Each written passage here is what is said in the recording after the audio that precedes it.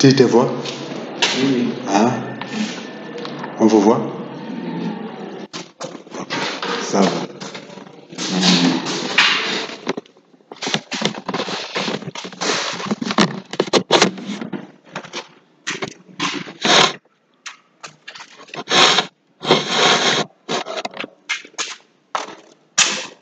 Donc, aujourd'hui, hier, nous avons parlé de quoi, madame?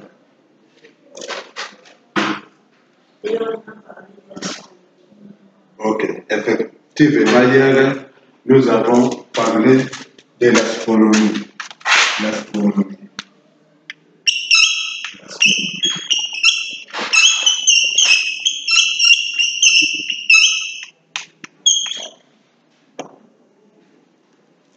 Je vous ai dit que l'astronomie, c'est vraiment comme la géographie. Sauf que quand on parle de la géographie, on voit les structures un peu sur la Terre. Mais quand on parle de l'astronomie, on voit tout ce qui existe. On voit la structure de tout ce qui existe. Et là, nous avons parlé des astres, nous avons parlé des planètes, nous avons parlé des systèmes solaires ainsi que des galaxies. Alors, aujourd'hui, nous allons voir comment a été le commencement de tout. Comment a été le commencement de tout ce que Dieu a créé. Vous comprenez? Parce que souvent les gens pensent que les choses ont été créées telles qu'on les retrouve aujourd'hui. Mais à travers l'astronomie, on va vous dire effectivement comment les choses ont été créées. Alors, dans l'astronomie, il y a beaucoup de schémas qui expliquent comment les choses ont été créées. Je crois que je me fais comprendre quand je parle en français. Oui. Oui, donc, dans l'astronomie, il y a plusieurs schémas où on nous dit comment le monde a été créé. Mais le schéma que moi, j'ai inventé a pour nom les modèles cosmologiques universels. Les modèles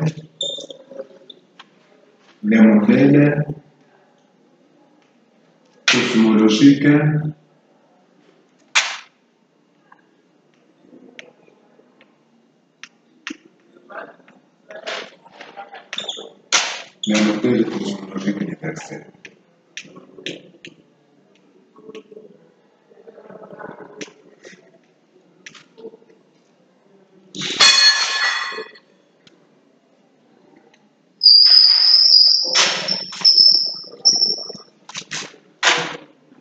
Je vous ai dit que je m'appelais comment? Mon nom c'est M. Flavien Panzoumoua. Flavien Panzoumoua.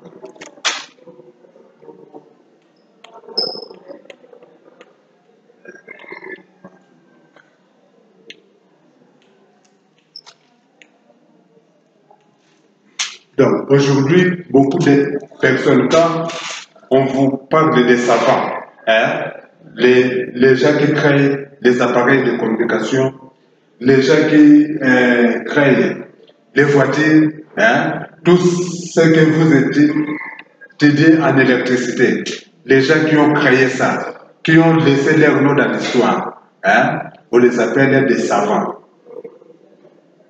On les appelle des savants. Espérons que vous aussi, vous êtes des savants de l'année. Donc, tous ces gens-là qui ont créé, qui viennent avec des créations, on les appelle des savants. Ne soyez pas comme vos pères qui se donnent à la boisson, au plaisir et consomment. Une fois que vous terminez vos études, vous devez vous donner à la science, vous devrez vous donner aux recherches, afin que vous aussi vous deveniez des savants. Donc, parmi tous ces savants, beaucoup ont dit effectivement comment ce monde a été créé. Beaucoup de savants ont dit comment ce monde a été créé. Et ils ont proposé leur modèle. Mais, compte tenu de votre niveau, inutile à ce que je vous parle de tous ces modèles-là. Moi, je vais vous enseigner les modèles que moi j'ai créés. Ces modèles ont pour nom les modèles cosmologiques universels. En fait, les modèles cosmologiques universels, c'est quoi? Tout d'abord, à l'intérieur, vous avez le mot cosmologie. Cosmologie. Cosmologie.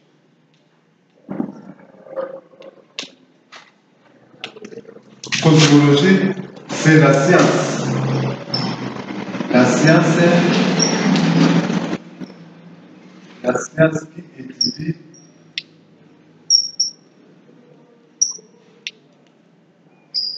l'origine,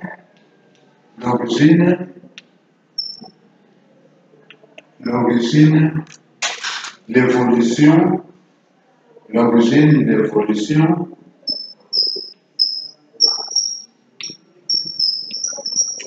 et les structures de l'univers.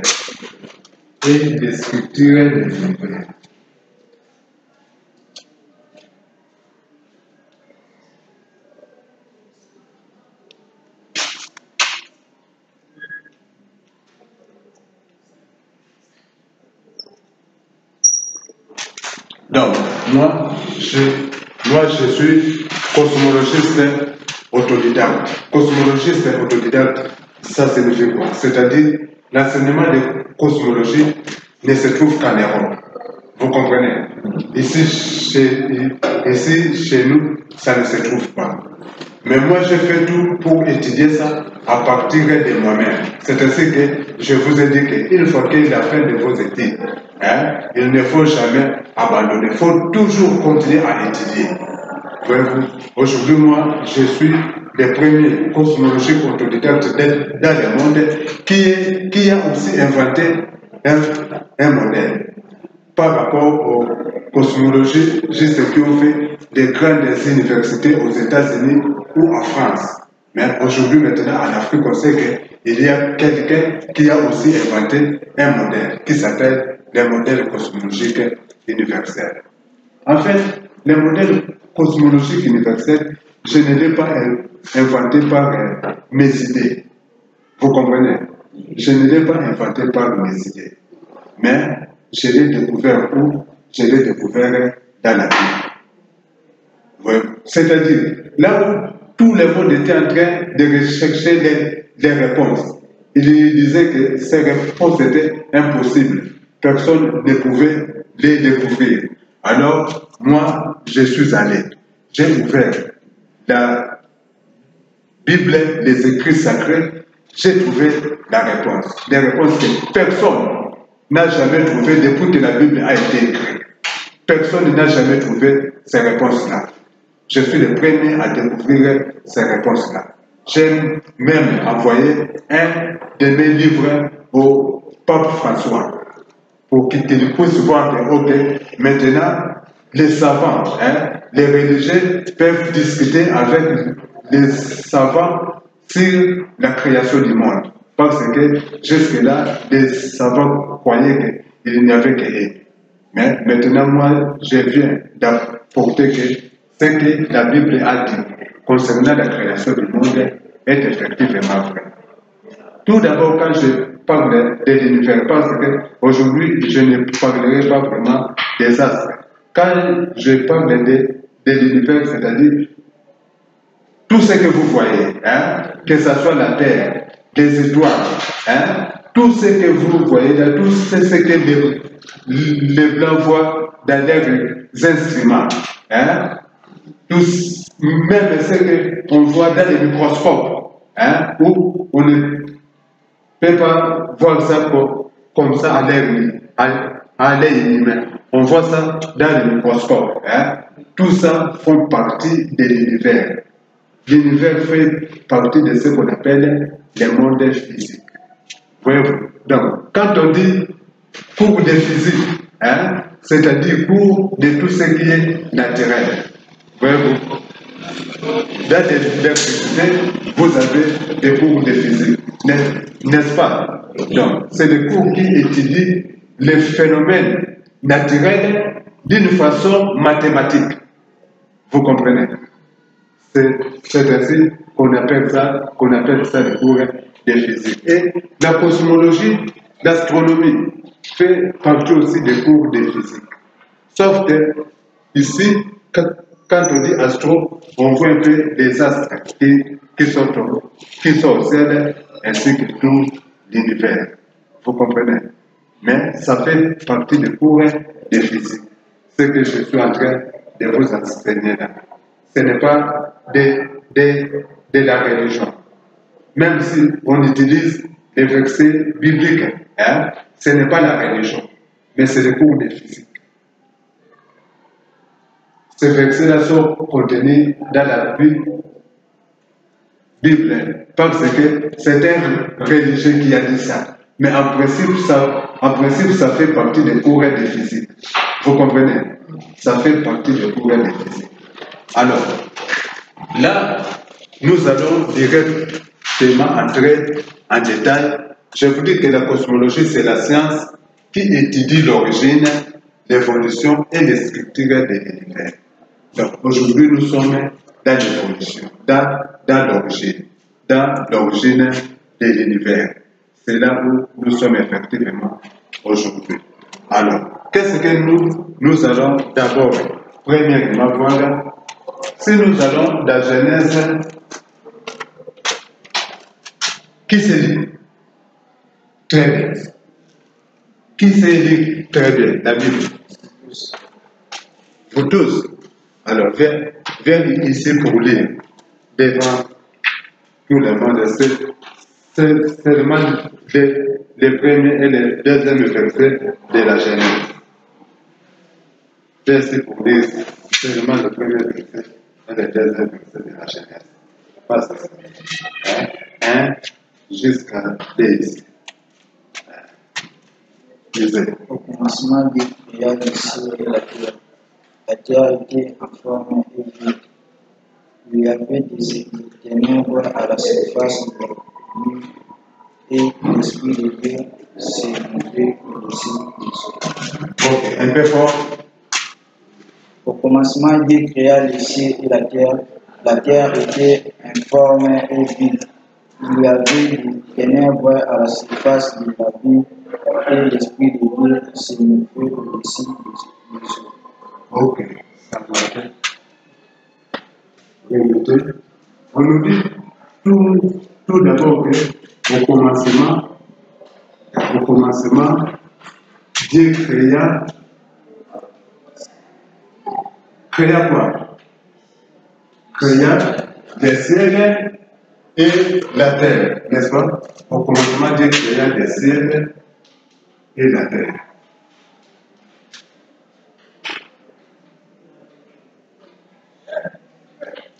Alors, quand les savants lisent ces versets, ils disent que, en tout cas, on ne peut pas croire à la Bible. Vous savez pourquoi? Parce que notre ciel, ainsi que la terre ici, n'était pas créée au commencement. Quand on a fait les calculs, on a découvert que notre ciel et notre terre n'étaient pas créés au commencement. Maintenant, entre les savants, qui sont les hommes, et ce que la Bible dit, qui doit avoir raison? La Bible, n'est-ce pas? C'est la Bible qui doit avoir raison. Mais les calculs sur la terre ont montré que le ciel ici et la terre n'étaient pas créés au commencement. Pourquoi? Tout simplement parce que le langage que la Bible utilise est très différent des langages que les scientifiques utilisent. Alors, les scientifiques ont pris le langage de la Bible comme le langage scientifique. Vous comprenez? C'est pour cela qu'ils disent que ce que la Bible a dit est faux. Mais moi, j'ai découvert que ce que la Bible a dit est vrai. Pourquoi? Quand on dit au commencement, Dieu créa les cieux et la terre, où se trouve le ciel? Qui peut me répondre? Où est le ciel? Là ou non? Il est de quelle couleur? Hein? Bleu ciel, n'est-ce pas? Mais moi, je vous dis que le ciel, comme tel, ça n'existe pas. Le ciel, ça n'existe pas. Vous voyez, quand vous réveillez les matins, hein, vous regardez vers les jardins. Hein, c'était hier ou bien aujourd'hui. Si vous regardez vers les jardins, vous allez voir les brouillards. Où on ne voit même pas la rivière, n'est-ce pas? On voit un peu les brouillards, n'est-ce pas? Les matins. Mais si vous arrivez là, vous allez voir ces brouillards. Non. Plus que vous avancez, on dirait que ça a disparu. N'est-ce pas? Donc, l'essai là que nous sommes en train de voir, ça n'existe pas. C'est notre vision qui se trouve limitée. Vous voyez? Il n'y a qu'un vide. Hier, je vous ai dit que l'univers n'est qu'un vide. Et tout ce qui se trouve à l'intérieur, dans ce vide, je vous ai dit, tous les corps qui se trouvent dans ce vide sont toujours en mouvement, tel que j'ai montré hier. Donc, tous les corps qui se trouvent dans ce vide sont en mouvement. Jusque-là, on n'a pas encore découvert les barrières de l'univers. On ne voit que les vides partout. Tous les corps, que ce soit les étoiles, les soleils, la terre, tous les corps sont en mouvement. Donc, les seuls bleus que vous voyez, hein, n'est que vous voyez les nuages là que vous voyez les matins qui ne vous permet pas encore de voir un peu loin. Hein? C'est comme les sels là. Alors, quand les rayons du soleil, hein, tac, ce qui est là au ciel, hein, c'est ça qui crée les couleurs d'emblée. Vous comprenez? En fait, ce sont des gaz. Hier, je vous ai parlé que la Terre est couverte par des gaz, qu'on appelle des gaz atmosphériques. Alors, quand les rayons du soleil viennent frapper sur ces gaz, c'est ce qui donne cette couleur d'emblée. Vous comprenez? Mais en principe, il n'y a pas quelque chose de bleu. Si vous arrivez là-bas, vous allez certainement découvrir un grand vide. Vous allez découvrir un grand vide. Donc, le ciel là n'existe pas. Alors, quand on dit au commencement, Dieu créa le ciel et la terre, de quel ciel on parle? Parce que le ciel et la bleu, physiquement, matériellement, comme ça n'existe pas. Alors, dans la prière de notre Père, quelle est la première phrase dans la prière de notre Père? Ah, notre Père qui est au ciel. Notre Père qui est au ciel. Qui est au ciel. Notre Père qui est au ciel. C'est-à-dire notre Père qui est au ciel. Est-ce qu'on le voit bien? Donc, quand on parle de ciel, hein, quand la Bible parle de ciel, il ne voit pas le ciel bleu. Vous comprenez? Il ne voit pas le ciel bleu, mais il voit ce qu'on appelle le monde spirituel. Le monde spirituel.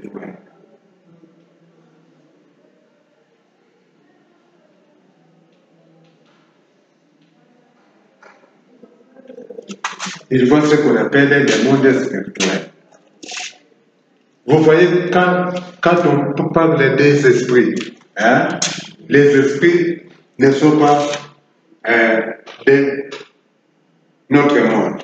Notre monde, c'est le monde physique. Alors, l'univers ou le monde que Dieu a créé est divisé en deux. est divisé en monde spirituel et en monde physique. Vous comprenez? C'est-à-dire, tout ce qui est visible, hein, c'est ce qu'on appelle le monde physique. Donc, quand on dit au commencement Dieu créa les cieux et la terre, cela veut dire qu'au commencement Dieu créa le monde spirituel et le monde physique. Et le monde physique.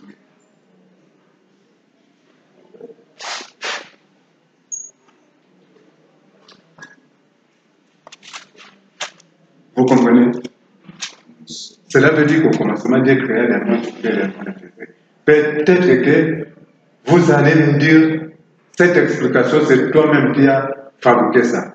Tout d'abord, je vous ai donné ces versets de la prière de notre Père, qui se trouve dans Matthieu, hein, dans Matthieu 6, hein, où on dit notre Père qui est au ciel, hein, qui démontre que quand la Bible parle des cieux, hein, il fait référence au monde spirituel. Il ne fait pas référence à ce que nous voyons. Il fait référence au monde spirituel. Alors, on nous dit au commencement, Dieu créa les cieux et la terre. Alors, là, maintenant, nous entamons le second verset pour voir de quelle terre on est en train de parler. Vous allez voir qu'on n'est pas en train de parler de notre terre. Genèse 1, second verset. La terre était informe et vide. On nous dit, donc ça c'est un. Premier point. Deuxième point, on nous dit, la terre était informe et vide.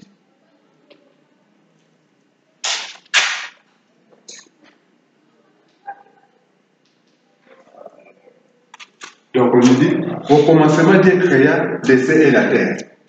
Mais pour faire la différence avec la terre ici, hein, on nous dit que la terre était informe et vide. Vous comprenez?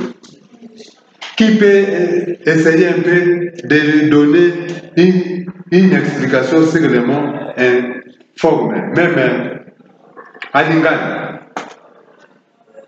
Informe. La terre était informe et vide. Qu'est-ce que vous comprenez par là? Même à Lingala, une explication. Hein? Aucune forme. Oui? C'est ça, non?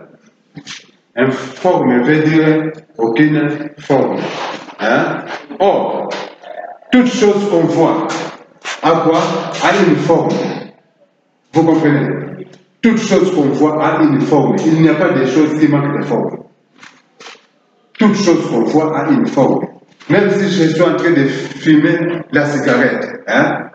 Si vous me photographiez, hein, dans la photo, vous allez voir les fumées. Vrai ou faux? Vrai. Vrai. Pourquoi? Parce que les fumées aussi ont une forme. Maintenant, quand je suis en train de parler, il y a l'air qui sort de ma bouche. Est-ce que vous êtes en train de voir ça? Non, c'est ça qu'on appelle informe. C'est ça qu'on appelle informe. Vous comprenez? Donc, quand on dit qu'au commencement, Dieu créa les cieux et la terre, mais la terre était informe. C'est-à-dire, c'était quelque chose qu'on ne pouvait pas voir. Voyez-vous? C'était quelque chose qu'on ne pouvait pas voir. Et si c'était quelque chose qu'on ne pouvait pas voir, cela veut dire que c'est quelque chose qui n'était que vide. C'est-à-dire, au départ, l'univers n'était qu'un espace vide. Vous comprenez?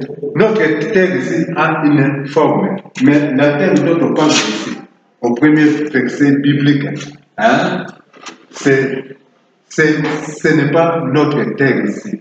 On parle de l'univers, du monde physique. Vous comprenez? Donc, quand on dit au commencement, Dieu créa les cieux et la terre, les cieux, ça représente le monde spirituel. C'est quand on dit, par exemple, notre Père est au ciel. C'est ça, le monde spirituel. Tandis que la terre ici, ça ne représente pas notre terre ici. ça représente plutôt le monde physique. C'est-à-dire là où toutes les choses ont été créées, que ce soit le soleil, les étoiles et consorts. Les gens qui ont écrit la Bible dans le temps, hein, ils n'avaient pas un enseignement comme vous autres aujourd'hui.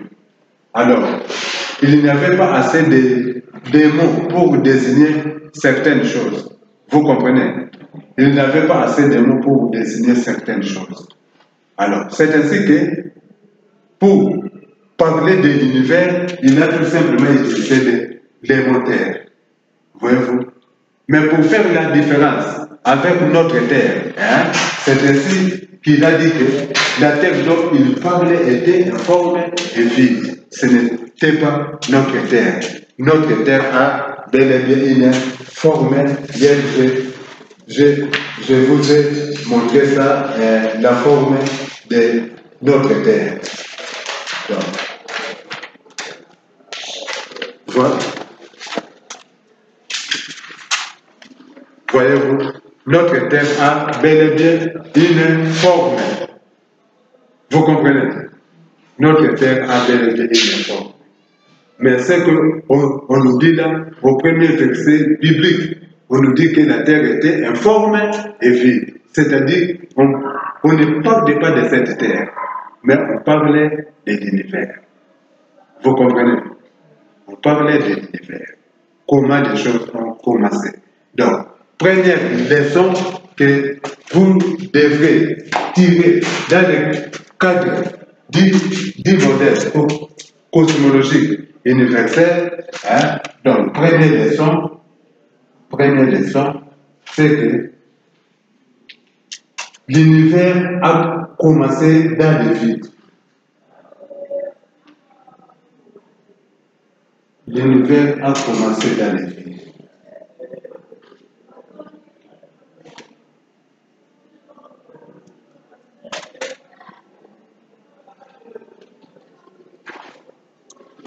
L'univers a commencé dans le vide. Jusqu'aujourd'hui, les savants se demandent comment l'univers a commencé. Les Américains, les Français, les Belges, les Canadiens, ils se demandent comment l'univers a commencé. Mais comme ils ne disent pas la Bible, hein, ils n'ont jamais découvert ça, cette vérité. Ils n'ont jamais découvert cette vérité-là.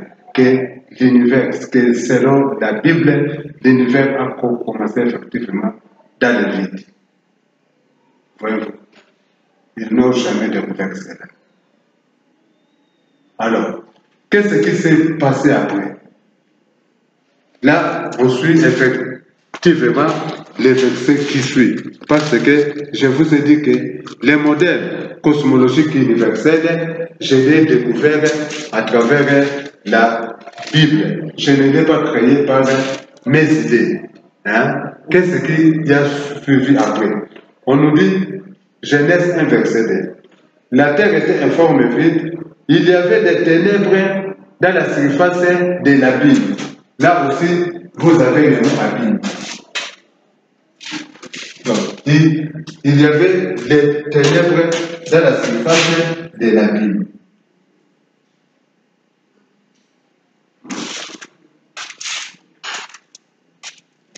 Voyez-vous, les ténèbres, ça signifie quoi? Les ténèbres, même en lingala, ça signifie quoi?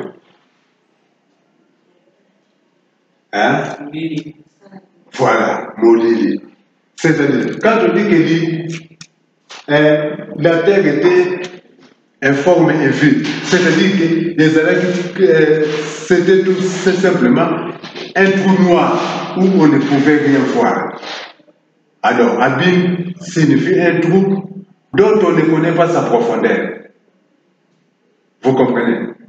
Abîme, ça signifie un trou dont on ne connaît pas sa profondeur. Voyez-vous que l'auteur, c'est celui qui a écrit la Bible, n'a pas parlé des trous. Parce que s'il parle des trous, c'est qu'il y a des frontières et puis une fin. Mais il a dit qu'il y avait les ténèbres dans la surface de l'abîme. L'abîme, c'est-à-dire un trou où on ne connaît ni ses dimensions, ni ses profondeurs. Mais ce trou-là était tout à fait noir. Voyez-vous, ce trou-là était tout à fait noir. Aujourd'hui, on se limitera seulement, on parlera seulement du premier jour, deuxième jour et peut-être aussi du dernier jour, afin que vous puissiez avoir une idée. Parce que les derniers jours comprend presque tout le reste des jours. Donc là, c'est les premiers jours auxquels je suis en train de vous enseigner. Même les Blancs ne connaissent pas cette réalité. Même les savants blancs, les intellectuels blancs, tous les cosmologues dans le monde ne connaissent pas cette réalité. Et pourtant, la Bible est en train réellement de décrire comment était le commencement de l'univers.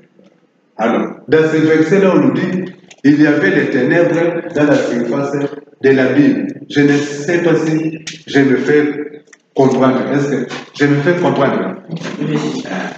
Il y avait des ténèbres dans la surface de la Bible. Donc, l'univers n'était qu'un vide, mais ce vide-là était ténébré. Il faisait sombre. Vous comprenez? Il faisait sombre. C'est ainsi qu'on dit qu'il y avait des ténèbres dans la surface de la Bible. Donc, c'était comme un trou d'eau, on ne connaissait pas sa dimension. Alors, les versets qui viennent, on nous dit qu'il y avait l'Esprit de Dieu qui se mouvait sur les eaux. Il y avait l'Esprit de Dieu qui se mouvait sur les eaux. Ça, c'est le troisième mot-clé. On nous dit qu'il y avait l'Esprit de Dieu qui se mouvait sur les eaux. L'Esprit de Dieu qui se mouvait sur les eaux.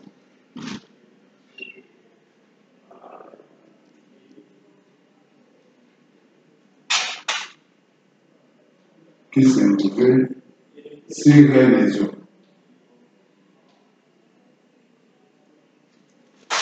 On nous dit qu'il y avait l'Esprit de Dieu qui se mouvait sur les eaux. Est-ce qu'on nous dit que c'était Dieu qui se mouvait sur les eaux? On nous dit qu'il y avait l'Esprit de Dieu qui se mouvait. En principe, ces mots-là, comme je vous ai dit, hein, dans la scène, il n'y avait pas vraiment des mots pour désigner certains phénomènes. Hein. Quand un phénomène était incompris, hein, on disait que c'est l'Esprit de Dieu. Quand un phénomène contribuait vers le mal, on disait que sorcier, ou bien l'esprit satanique. Hein. C'est comme quand vous allez dans les villages, on vous dit n'entrez pas là, il y a des esprits mauvais. Vous comprenez? N'entrez pas là, il y a des esprits mauvais. Et quand on vient quelque part, on dit il y a des esprits bons. Mais ici, on a des mots eau et puis on a des mots esprit. Hein? Qu'est-ce qui peut mouvoir l'eau, d'après vous? Qu'est-ce qui peut mouvoir l'eau? Non. Quoi? Un mouvement, non. On appelle ça énergie. D'ailleurs, vous faites l'électricité. Donc, quand on dit qu'il y avait un esprit de Dieu qui se mouvait sur les eaux, scientifiquement, le mot esprit de Dieu ici, ça remplace le mot énergie. Énergie. Ça remplaçait le mot énergie. C'est-à-dire qu'il y avait une force, une énergie, hein, qui se mouvait sur les eaux. Or, l'univers était informe et vide. Alors, d'où sont venues ces eaux-là? Voyez-vous que le schéma biblique de la création cachait effectivement une très très grande vérité. C'est ainsi que je vous ai dit que dans le monde, je suis le premier qui a découvert les secrets sur ce schéma. Parce que jusque-là, personne n'arrivaient vraiment à comprendre ces schémas. Donc, quand on dit qu'il y avait l'Esprit de Dieu qui se mouvait sur les eaux, cela veut dire qu'il y avait une énergie qui s'exerçait sur des particules. Sur les particules.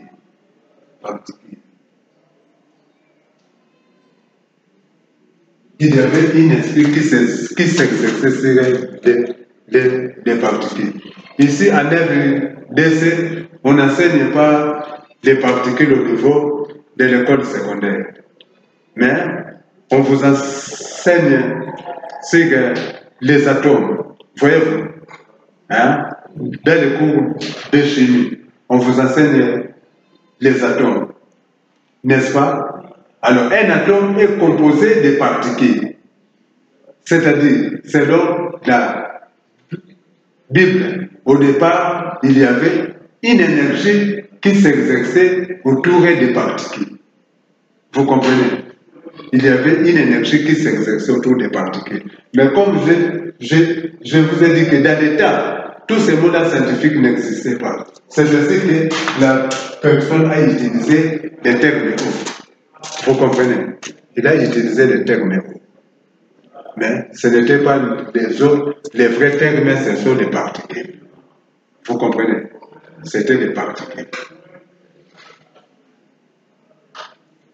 Comme je vous ai dit ici, à l'école secondaire, on n'enseigne pas vraiment la chimie d'une manière approfondie. Mais quand j'étais en Europe, j'ai vu qu'en Europe, on enseigne déjà des particules au niveau de l'école secondaire. On enseigne déjà des particules.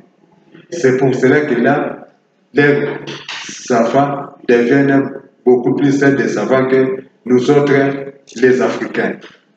Vous comprenez? Moi, même quand j'ai terminé l'université, je ne connaissais pas ce que signifient les mots particules. Ce n'est que quand j'ai commencé à apprendre la cosmologie, c'est là où j'ai compris effectivement ce que signifient les mots particules. Donc, ce sont des petites choses qu'on ne pouvait pas voir avec nos yeux. Voyez-vous? Ce sont des petites choses qu'on ne pouvait pas voir avec nos yeux.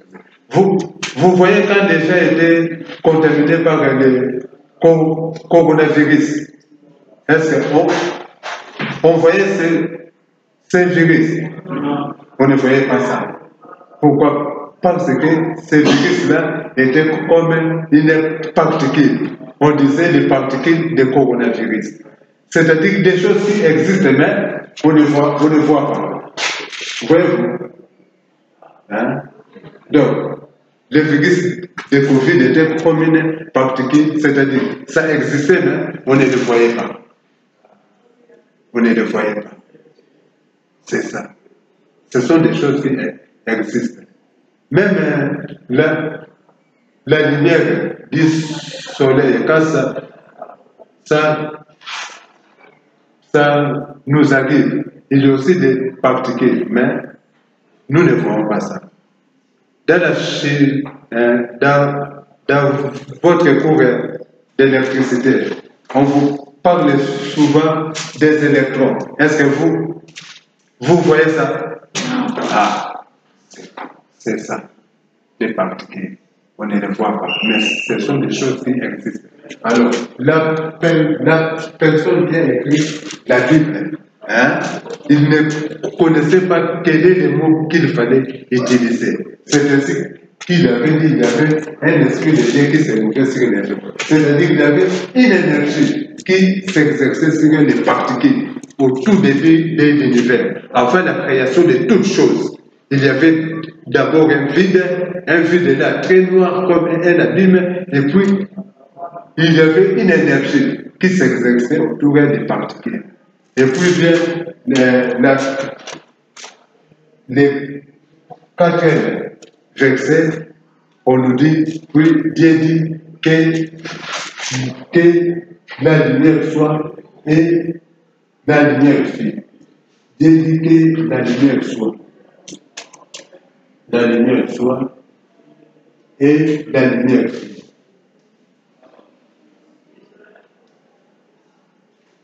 et la lumière. Hier, je vous ai dit que nous les Africains, quand on constate un phénomène mystérieux ou quoi, souvent on ne dit pas ça, on attribue ça à quelque chose. Alors, ici, bibliquement, c'est écrit que Dieu dit que la lumière soit et la lumière fait. Pourquoi on a dit que Dieu dit que la lumière soit et la lumière fait? C'est comme ici, notre sœur.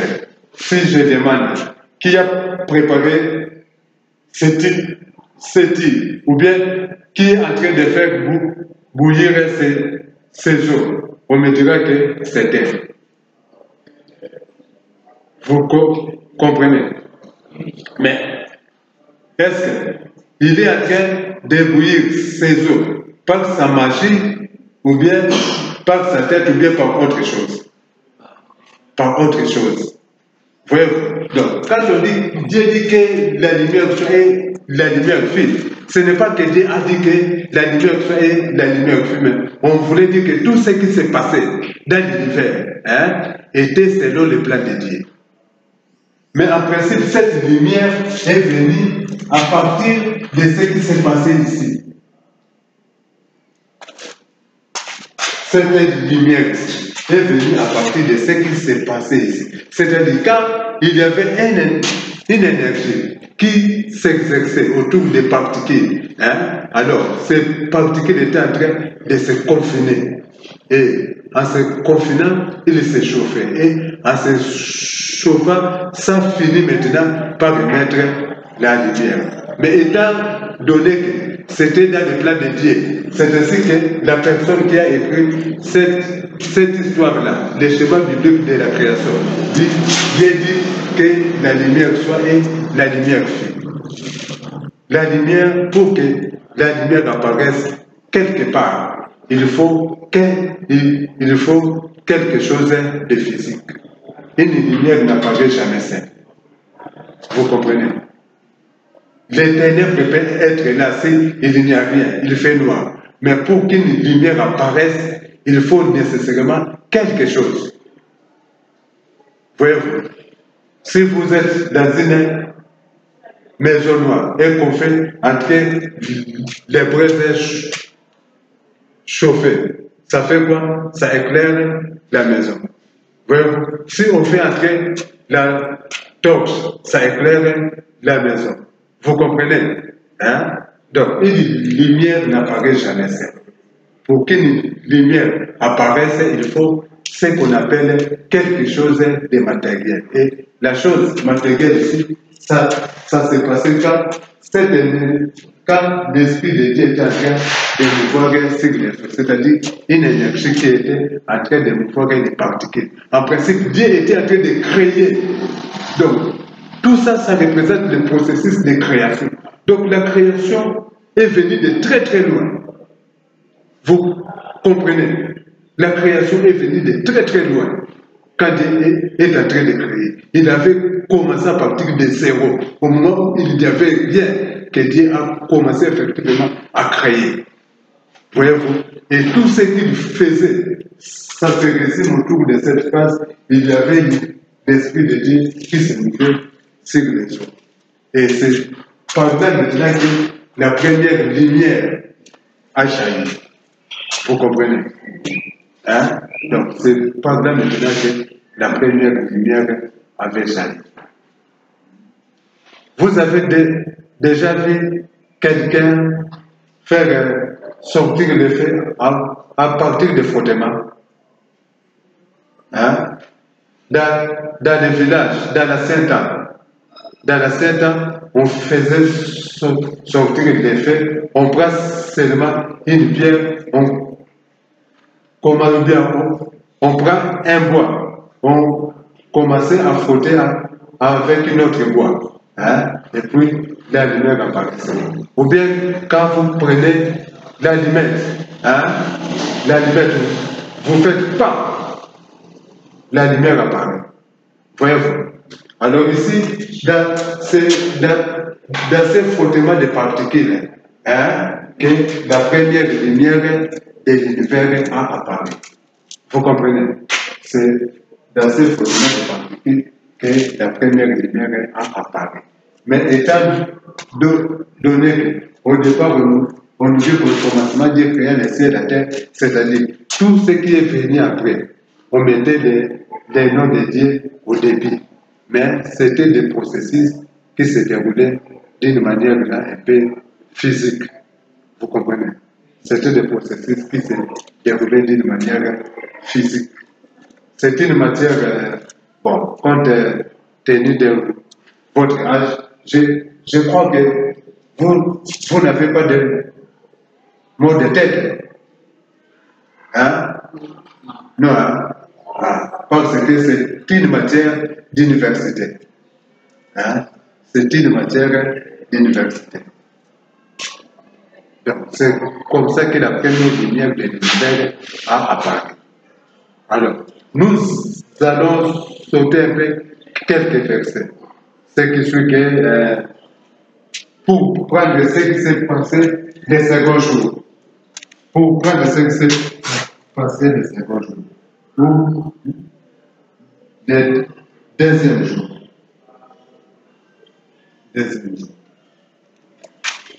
Le deuxième jour, on nous dit quoi? Écoutez bien. Genèse verset 1-6. C'est là où l'intelligence des Blancs s'est limitée. Genèse verset 1-6. C'est là où l'intelligence de tous les savants du monde s'est limitée. C'est-à-dire, tout ce que moi je vous ai dit, hein, les savants du monde ne connaissent pas ça. Les savants du monde ne connaissent qu'à partir des versets que je vais dire maintenant. Genèse 1:6 dit, Dieu dit qu'il ait une étendue entre les eaux et qu'elle sépare les eaux d'avec les eaux. Qu'il ait une étendue entre les eaux et qu'elle sépare les eaux d'avec les eaux. Au départ, on nous dit qu'il y avait l'Esprit de Dieu qui se mouvait sur les eaux. Sur les eaux. N'est-ce pas? Hein? Au départ, on nous dit qu'il y avait un esprit de Dieu qui se mouvait sur les eaux. Hein? Après ça, il y a eu comme premier phénomène émergence de la lumière. Après, on nous dit que Dieu dit séparons les eaux d'avec les eaux. Séparons les eaux d'avec les eaux. On nous dit que Dieu dit séparons les eaux d'avec les eaux. Et là, je vous fais ça à travers cette eau avec des versets. Ici, vous avez quoi? Hein? Ici, à l'intérieur. Les eaux, non? En un seul bloc. Hein? Voilà. Ici, nous avons des eaux en un seul bloc. Hein? Alors, maintenant, on nous dit, Dieu dit quoi? Séparons les eaux d'avec les eaux. Hein? Vous allez voir comment les choses se sont passées.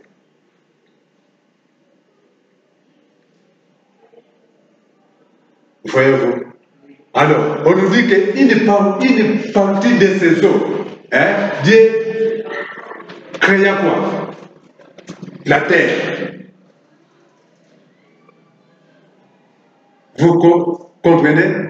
Dans Genèse 1, verset 9. On nous dit que dans une partie, c'est-à-dire dans une boule de ces eaux, Dieu créa la terre. J'ai commencé l'expérience. La Bible nous dit, puis Dieu dit, séparons les eaux d'avec les eaux. Et là, les choses s'est passées telles que je suis en train de vous les démontrer.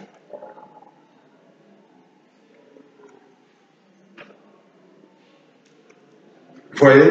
Alors, une partie de ces bouts, hein, c'est ça qui est devenu effectivement notre terre. Vous comprenez? Une partie de ces bouts c'est ça qui est devenu notre terre. Donc, la terre dont on parle au premier verset n'était pas notre terre. C'est au troisième jour que notre terre a été fait quoi? Créée. Vous comprenez? Quand Dieu a dit séparons les eaux avec les eaux. Vous comprenez?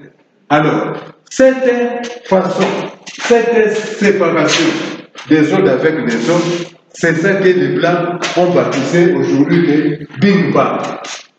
Big Bang. Tu as déjà entendu parler de ces mots. Tu as déjà entendu parler de cela. Big Bang. Quand vous avez la télévision, il faut souvent suivre les documentaires scientifiques. Voyez-vous, c'est cette séparation des eaux avec les eaux que les savants américains, français, chinois, coréens, anglais appellent Big Bang. Vous comprenez? Alors, pour les Blancs, l'univers a commencé par le Big Bang. Tout ce que je viens de dire là, et ils ne connaissent pas ça. Ils ne connaissent pas ça. Vous comprenez? Et ils ne connaissent pas ça. Alors, là maintenant, je viens de vous dire effectivement comment les choses ont commencé. Comment la terre. Donc, je vous ai dit qu'une boule est devenue la terre et les autres boules sont devenues quoi?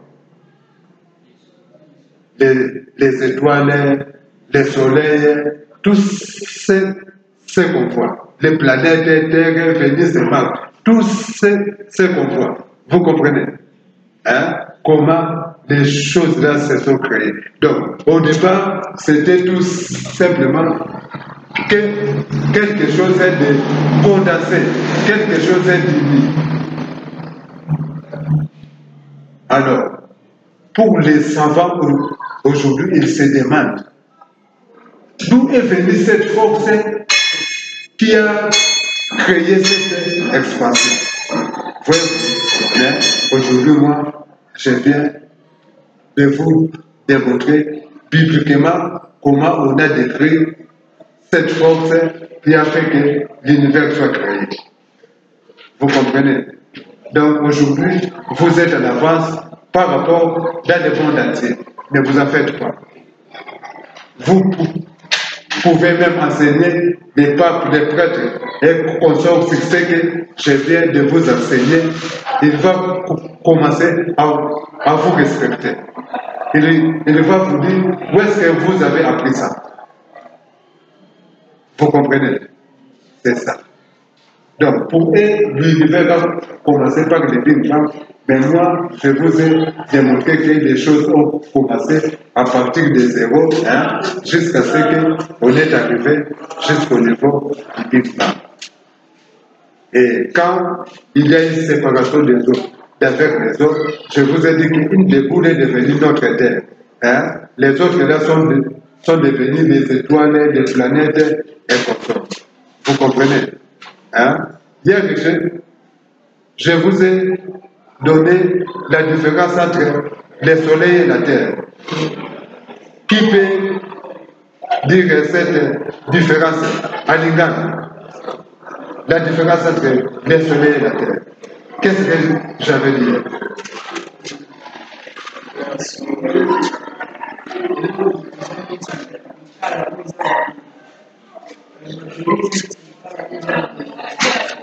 Ah, ok. Je vous ai dit que la différence qu'il y a entre le soleil et la terre est que le soleil est comme des braises qu'on a allumées et qui sont devenues très chaudes, très rouges. Hein? Tandis que la terre est dans son état. Mais tandis que et le soleil et la terre sont composés des mêmes éléments. Hein? Donc, quand on dit que Dieu sépare les eaux d'avec les eaux, cela veut dire que tout est venu à partir d'une même source. Hein? Donc, si nous reprenons encore l'exemple, hein, quand je fais ça, Hein? Quelle que soit la boule que vous allez récupérer, vous allez voir que ça contient des soudés caustiques. C'est pour dire que toutes les choses sont parties à partir du même élément. Du même élément. Vous comprenez? C'est ainsi que ce soit le soleil, les étoiles, la Terre, la planète Mars, la Lune, tous sont composés des mêmes éléments. Parce que c'est parti sur quelque chose d'unique au départ. Madame, tu comprends? Donc, au départ, tout est parti à partir d'une chose unique. Voilà. Là maintenant, je saurais tous les versets, parce que ça veut dire, je rentre, hein, je parle seulement à la dernière verset, hein, qui est la création de l'homme. Parce que ce qui est important, c'était de savoir comment l'univers a commencé, comment on est arrivé jusqu'au niveau de la terre. Alors, maintenant, parlons de la création de l'homme. Hein? Là, donc, je saute la création des animaux, la création des plantes et consorts, parlons seulement de la création de l'homme. On nous dit dans Genèse 2, c'est que Dieu créa l'homme, dans Genèse 2. Si vous irez dire ça à la maison, parce que nous sommes déjà à la création, on va se limiter ici. Hein? Dans Genèse 2, on nous dit que Dieu créa l'homme des fois de la poussière de la terre. Quand on dit que Dieu créa l'homme de la poussière de la terre, vous voyez qui a déjà pris les médicaments de multivitamines. Parmi vous tous, un médicament de multivitamines. Qui a pris ça? Que ce soit des sirops ou bien des comprimés. Qui a pris ça? Vous prenez ça. Hein? Alors, quand vous lisez dans la fête de ces médicaments, sa composition, hein, vous allez voir c'est écrit calcium, magnésium, phosphore, soufre. Hein? Donc, quand on dit que Dieu créa l'homme de la poussière de la terre, cela veut dire que Dieu a pris tous les éléments, hein, qui sont sur la terre, des cuivres, l'or, les diamants, hein, les cobalt, tous les éléments. Hein? C'est avec ces éléments-là qu'il a fait effectivement l'homme. Vous voyez, c'est avec ces éléments-là qu'il a fait l'homme. Mais quand il a fait l'homme, l'homme n'avait pas la vie. Alors on nous dit, Dieu souffla dans ses narines. C'est à ce moment-là que Dieu a introduit l'esprit dans l'homme et l'homme est devenu un être vivant. Vous comprenez? C'est ainsi qu'aujourd'hui, quand un élément nous manque, on tombe malade. Et quand on va à l'hôpital, on vous prescrit des multivitamines, afin que cet élément-là qui vous manque puisse être complet. Vous comprenez? C'est ça. Donc, quand on dit que Dieu créa l'homme de la poussière de la terre, c'est-à-dire Dieu a créé tous les éléments qui sont dans le sous-sol, sur la terre que nous vivons. Et puis Dieu ne s'est pas limité par là, il a soufflé dans cet homme un souffle de vie, et l'homme est devenu un être vivant. Alors, c'est par là que je me limite aujourd'hui. Je ne sais pas si vous avez